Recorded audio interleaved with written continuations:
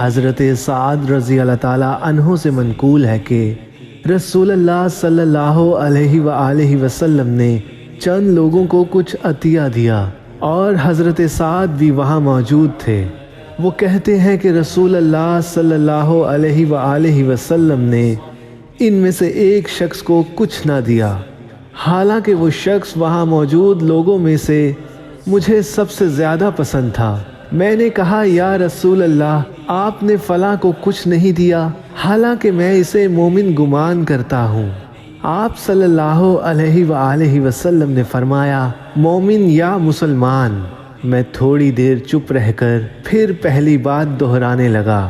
نبی کریم صلی اللہ علیہ وسلم نے بھی دوبارہ وہی جواب دیا۔ پھر آپ صلی اللہ علیہ وآلہ وسلم نے فرمایا کہ اے سعد، باوجود یہ کہ ایک شخص مجھے زیادہ عزیز ہے، پھر بھی میں اسے نظر انداز کر کے کسی اور دوسرے کو اس خوف کی وجہ سے یہ مال دے دیتا ہوں کہ وہ اپنی کمزوری کی وجہ سے اسلام سے پھر جائے اور اللہ اسے آگ میں ڈال دے۔